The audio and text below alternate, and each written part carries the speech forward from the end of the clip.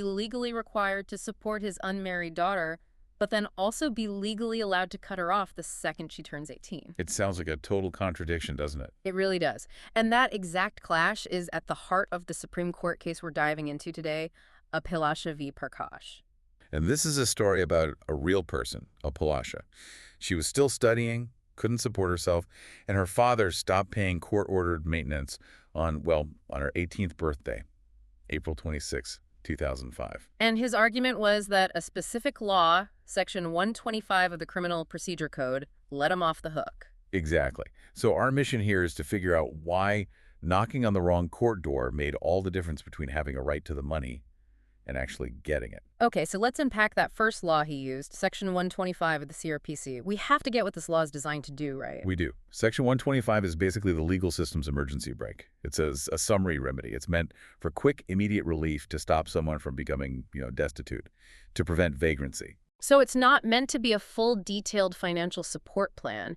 It's more like a first aid kit to stop the bleeding right now. That's a perfect way to put it. And because it's meant to be fast, the rules are super rigid.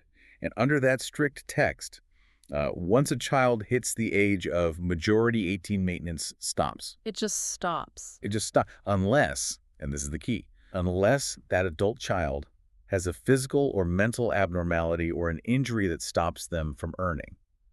And Abhilasha was healthy. So the magistrate, looking only at that law, his hands were basically tied. They were completely tied procedurally. But wait, if everyone knows there's this bigger duty for a father, why would the magistrate just stick to that narrow path? Couldn't they look at the bigger picture? Well, that's where the other law comes in. And this is where it gets so frustrating for her. Abhilasha had a huge, undeniable right under a different act, the Hindu Adoptions and Maintenance Act, or HAMA. Okay, so this isn't criminal procedure. This is Hindu personal law, a civil law. Right. And it creates what we call an absolute obligation. Section 20 of HAMA says, basically, if you are a Hindu father, you have a legal duty to maintain your unmarried daughter until she marries, if she can't support herself. Doesn't matter if she's 18, 20, or 25. So that's the long-term duty. The paradox, then, is that she had the right to the money under HAMA, but she was arguing for it in the wrong place. That is the wrong door analogy in a nutshell.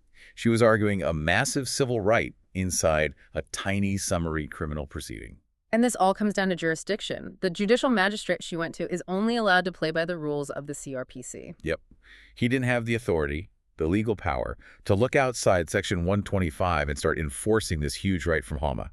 Think of it this way.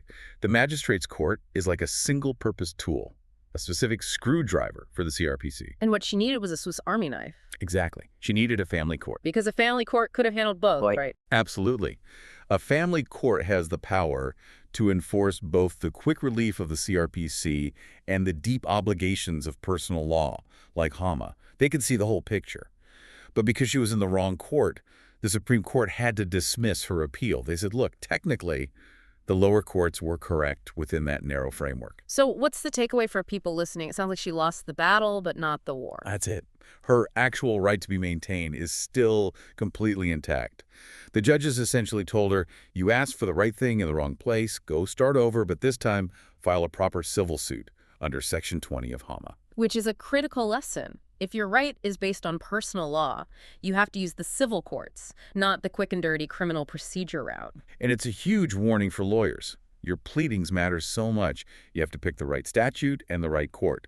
Don't try to use the CrPC to do HAMA's job. The father's lifelong obligation is still there, but you have to use the right key for the right door to get the court to act on it. The system defeated her in that moment, not the law itself. Which really leaves you with a final thought, doesn't it? Should Section 125 of the CrPC just be amended to automatically include unmarried daughters who can't support themselves?